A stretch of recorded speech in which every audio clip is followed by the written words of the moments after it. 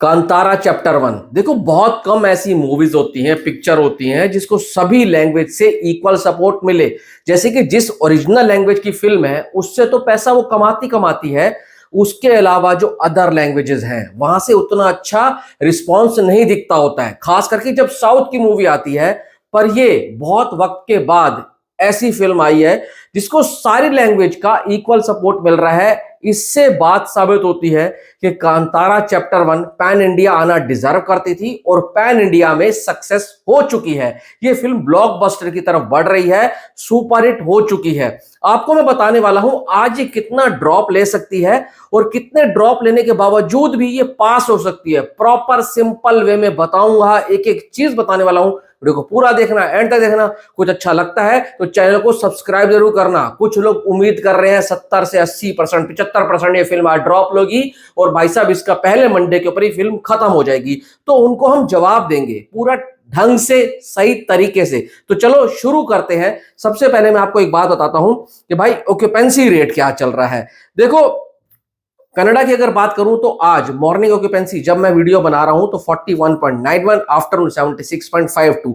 तेलुगु से बात करूं 20 और आफ्टरनून 34। हिंदी की बात करूं तो 9.27, आफ्टरनून की बात करूं तो 14.73।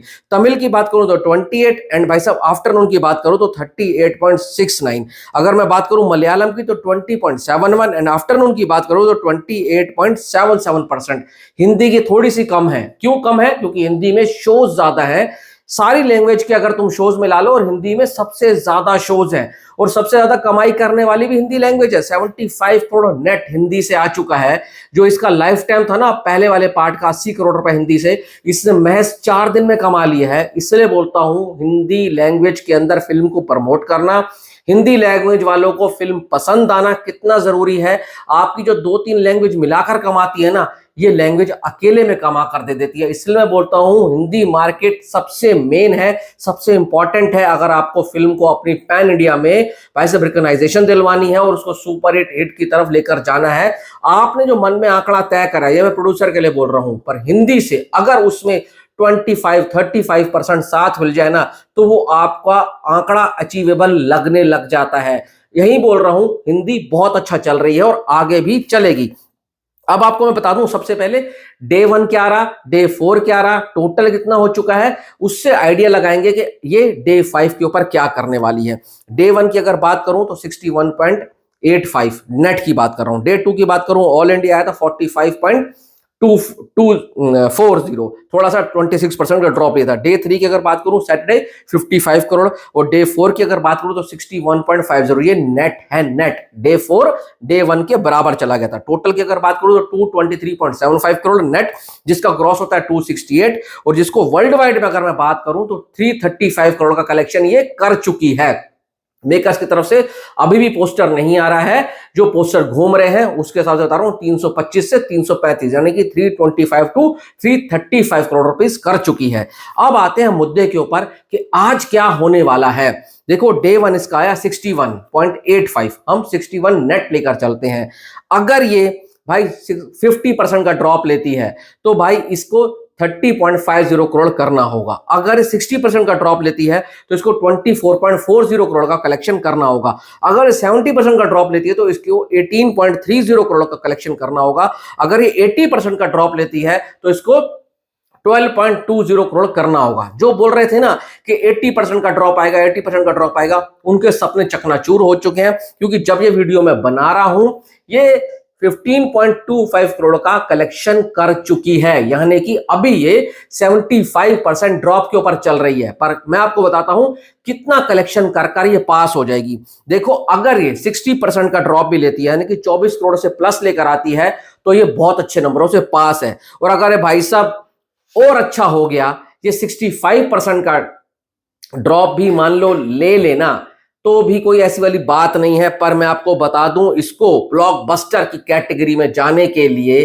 50% से ऊपर का ड्रॉप नहीं लेना चाहिए। जो हर सिनेमा लवर की, हर जो अच्छी फिल्म को सपोर्ट करता है ना, वो चाहता है कि भाई 50% ज्यादा से ज्यादा ड्रॉप ले, इससे ज्यादा ड्रॉप ना ले। और अगर भाई साहब ये हो गया तो 30 करोड़ रुपए इसका ऑल इंडिया नेट आ जाएगा। और ये हो गया तो समझो फिल्म चिपक चुकी है। आज बहुत इंपॉर्टेंट, बहुत क्रूशल डे है मेरे हिसाब से। जो मैं आपको बताऊं, मैं बहुत ज्यादा भाव में आकर बात नहीं करूंगा, मेरे हिसाब से ये आज 22 से 24 करोड़ रुपए का कलेक्शन कर सकती है, यानी कि ये 62 से 65% का ड्रॉप ले सकती है। और अगर थोड़ा और बढ़िया कर गई तो भाई 60 से कम वाले नंबर पर भी जा सकती है एज ऑफ नाउ, जो अभी देखकर लग रहा है।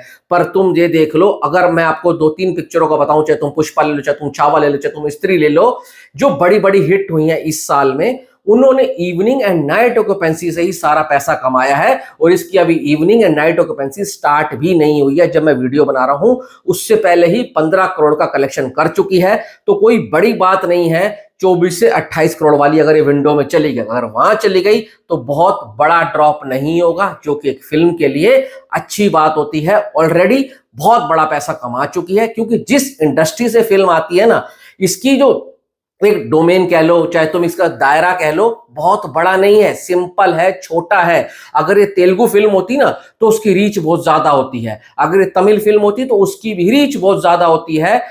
और मैं इतना कहूंगा कि भाई कन्नड़ा से ज्यादा रीच ना मलयालम सिनेमा की है। मलयालम वालों की भी ओवरसीज में बहुत जबरदस्त पिक्चरें चलती हैं। इकलौती ऐसी इंडस्ट्री है कन्नड़ा इंडस्ट्री जिसकी रीच इन तीनों इंडस्ट्री से कम है, और भाई बॉलीवुड से तो कम है ही है। उसके बावजूद 4 दिन के अंदर 325 से 335 करोड़ का कलेक्शन करना अपने आप में बहुत बड़ी बात है, बहुत जबरदस्त चीज है। और ऐसे ही अगर ये चलती रही तो इसके लिए 500 करोड़ नेट करना कोई भी बड़ी खेल नहीं है। और ये उम्मीद है कर जाएगी, क्योंकि है ना, इसको सारी लैंग्वेज का साथ मिल रहा है, जैसे कि मैंने वीडियो की शुरुआत में बताया था। और हिंदी से अच्छा खासा रिस्पॉन्स मिल रहा है। जो हिंदी में चल रहा है ना, अभी थामा आने तक मुझे नहीं लगता कि इस फिल्म को कोई रोक पाएगा। और इस तरीके से चलती रही, थोड़ा थोड़ा भी कलेक्शन लेकर आती रही, तो 75 तो इसका हो चुका है और बहुत प्यार से 150 करोड़ तक चली जाएगी। और अगर ये ऐसा कर जाती है तो बल्ले बल्ले हो जाएगी रील ठटाने की, मेकर्स की।